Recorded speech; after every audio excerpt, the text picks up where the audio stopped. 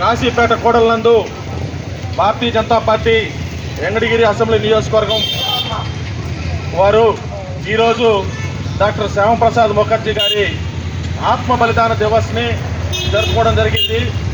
ఈ యొక్క కార్యక్రమాన్ని అసెంబ్లీ కన్వీనర్ అయినటువంటి ఎస్ఎస్ఆర్ నాయుడు గారు వారి ఆధ్వర్యంలో ఈ యొక్క డాక్టర్ శ్యామప్రసాద్ ముఖర్జీ బలిదాన దివస్ని ఈరోజు ఈ కాశీపేట కోడల్లో ఘనంగా జరుపుకోవడం జరిగింది.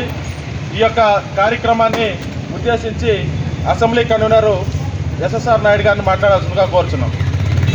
దేశవ్యాప్తంగా భారతీయ జనతా పార్టీ నాయకులు, కార్యకర్తలు, అభిమానులు, అదేవిధంగా రాష్ట్రీయ స్వయం సేవక్ సంఘ్ సంబంధించిన నాయకులు, అది విశ్వ హిందూ పరిషత్, హిందూ సంస్థలు అందరూ కూడా డాక్టర్ శ్యామ్ ప్రసాద్ ముఖర్జీ గారి బలిదాన దివాసం జరుపుకుంటున్నారు. దీనికి కారణం మన భారతదేశంలో అత్యున్నతమైనటువంటి వ్యక్తి శ్యామ్ ప్రసాద్ ముఖర్జీ గారు. ఎందుకంటే వారు చిన్ననాటి నుంచి కూడా చాలా క్రమశిక్షణగా పెరిగినటువంటి వ్యక్తి. మంచి చదువులు చదివి న్యాయవాదిగా, అదేవిధంగా ఒక విశ్వవిద్యాలయం అధిపతిగా అనేకమైనటువంటి బాధ్యతలు చేపట్టారు.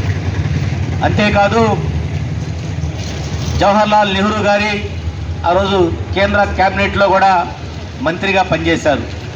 పరిశ్రమలు ఉన్నటువంటి వాణిజ్య పరిశ్రమల శాఖ మంత్రిగా ఆ రోజు ఆయన కూడా పనిచేయడం జరిగింది. వారు ఒక సైద్ధాంతికమైనటువంటి రాజకీయాలు చేసేటువంటి వ్యక్తి. ఆ రోజు జవహర్లాల్ నెహ్రూ యొక్క 370 గల ఆర్టికల్ జమ్మూ కాశ్మీర్ విషయంలో నచ్చక 1950లో వారు ఆ పదవికి రాజీనామా చేసి రావడం జరిగింది. ఆ రోజు జమ్మూ కాశ్మీర్లో విషయంలో లియాఖత్ అలీ ఖాన్ పాకిస్తాన్ ప్రధానమంత్రి, అదేవిధంగా జవహర్లాల్ నెహ్రూ గారి 370 గల ఆర్టికల్ ఆ విషయంలో వారు ఎప్పుడైతే ముందుకెళ్లారో అది నచ్చినటువంటి వ్యక్తి శ్యామప్రసాద్ ముఖర్జీ గారు అక్కడి నుంచి బయటికి రావడం, తర్వాత రాష్ట్రీయ స్వయం సేవక నాయకుల యొక్క సహాయ సహకారాలతో 1951లో జగన్ సంఘం ఏర్పాటు చేయడం జరిగిందని చెప్పి అందరూ తెలుసుకోవాల్సినటువంటి అవసరం ఉంది. ఆ రోజు వాళ్ళు బయటకు వచ్చిన తర్వాత మినిస్ట్రీ నుంచి అప్పుడే భారతదేశంలో ఒక పత్యమైనటువంటి పార్టీగా పత్యమైన వ్యక్తులుగా ఆ రోజు చాలామంది బయటికి రావడం జరిగింది. వారి యొక్క సహాయ సహకారాలతో 1951లో జనసంఘం ఏర్పాటు చేయడం జరిగింది. అదేవిధంగా జనసంఘం నుంచి అంచెలంచెలుగా పెరిగి తర్వాత మనకి 1980లో భారతీయ జనతా పార్టీగా ఆవిర్భవించింది.